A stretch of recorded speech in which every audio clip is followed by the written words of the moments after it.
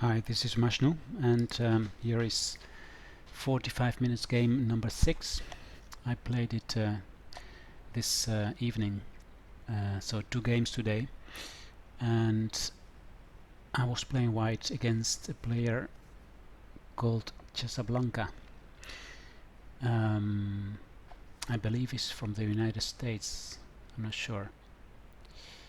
Anyway, I was playing white, I played d4, and we got a Nimzo Indian defense with bishop to b4. And here I played my favorite move, f3, preparing to play e4, of course, and black prevents this by playing d5. Now I continue with a3. He takes on c3, I retake with a pawn, and in this position there are several options for black. The most common move is c5 to fight for the center, and my opponent did a move that is less common. It's castling kingside. It's a good move as well, of course. It's a theoretical line, but not the most common move. And my reply is also not the most common one. C takes d5 is what most players do here. C takes d5. But I decided to play calmly e3.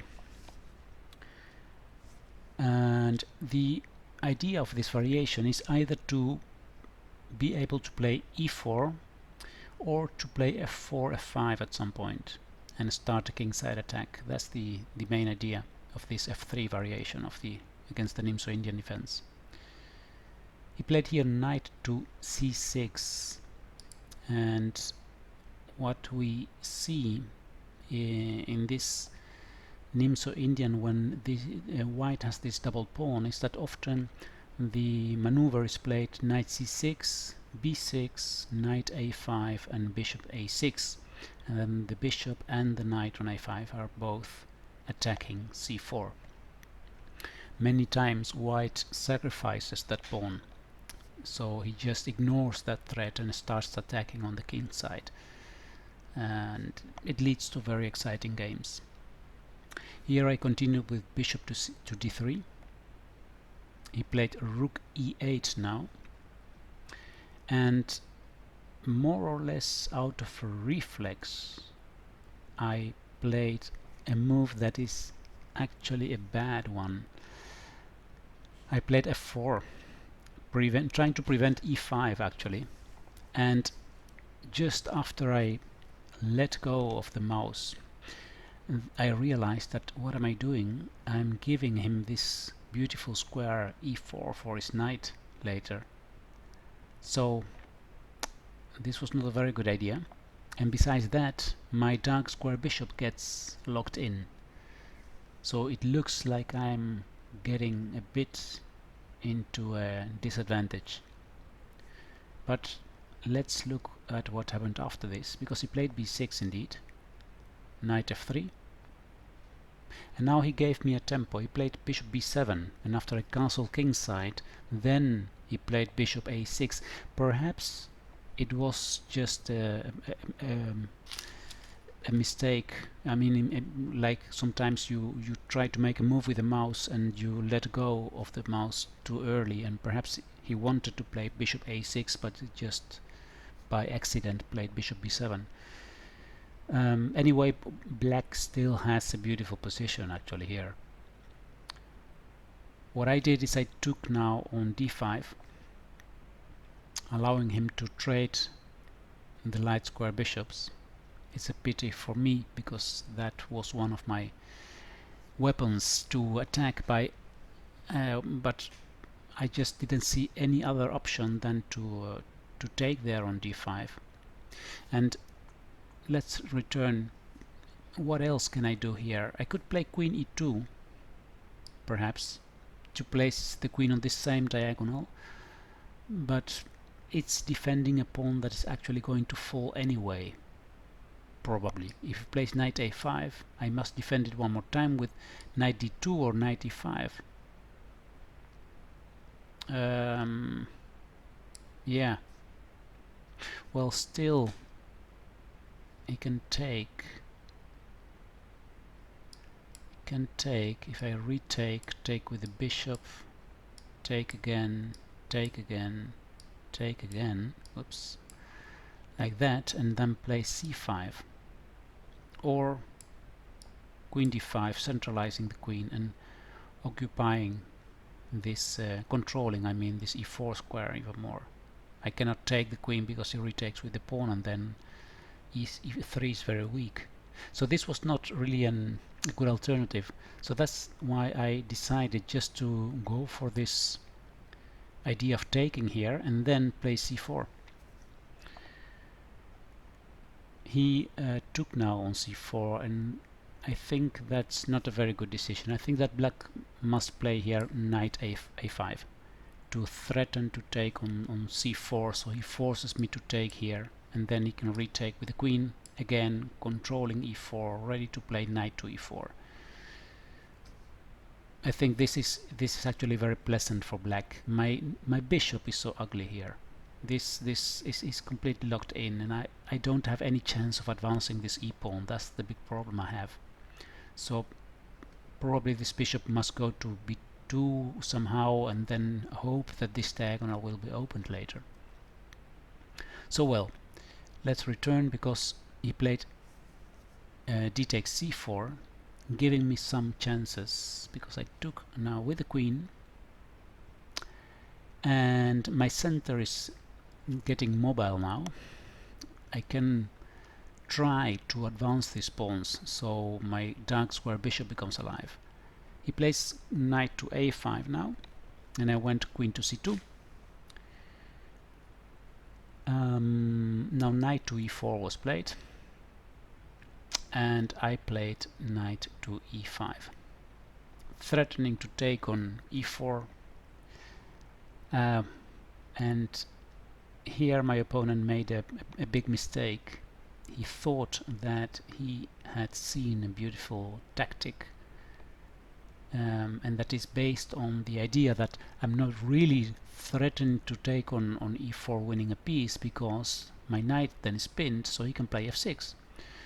So here he played the move c5, which is a big mistake, because I do take on e4, and if he plays f6, now I have a number of choices that are all good for white, because after he takes my knight, I'm going to retake and open the f-file, and I will have two connected passed pawns in the center, and that's so strong. Actually, instead of c5, it would again be very good to play this move queen d5, centralizing his pieces and controlling the center of the board. Then after this he can continue with f6 and have a good position. The black is actually a bit better here, again because of this bad bishop on c1. But in the game, c5, queen takes, f6, rook f3 was my choice. There were different possibilities. I thought about queen f5, queen f3, bishop to b2, all different options, and I decided that this was a nice one because I could go with my rook to h3 to attack h7. So he took now on e5, and I went rook of h3, threatening to take on h7 with my queen, so he plays g6 to prevent that, and now I took f takes e5, and I have a very good position now. The only thing I need to do is to activate these two pieces, because this is really not good. It's necessary to involve all the pieces in the attack. Now the question is how to activate those pieces. Black is ready to play knight to b3, attacking my rook. My rook must go to b1, and then he could play c4, supporting the knight. And I have a bit of a problem, perhaps. He played now rook c8. I played d5. I didn't want the c-file to be opened. I wanted to advance my central pawns. He played indeed knight to b3. I did the only move, rook to b1. And here, at the moment that I expected him to play c4, he played actually without thinking, not even 5 seconds, he played knight takes c1. And this is, well, giving everything to white. Now I got rid of my bad bishop. I traded it for this strong knight. So I have everything I can dream of in this game now. Queen d6 he played. Well, nice idea. If I take, then he takes my queen, and then he can try to win some pawns there. So I played here queen h4, but let me return. There was an even better move. That is rook takes h7, because if black takes, then I win the queen by giving a check, and if he goes away, then I take. But this I didn't see in the game. I saw that queen h4 was more or less winning, so I played it simply attacking h7. He must now defend the 7th rank with his queen, because his queen is attacked as well. Taking this pawn is fatal, because if he takes, then I take on h7 and the king must go to f8, and then I have a rook f1 check, and this leads to mate in a few moves. Return. So here he played queen to d7, defending h7, and this gave me the possibility of advancing my central pawns. e6, attacking the queen.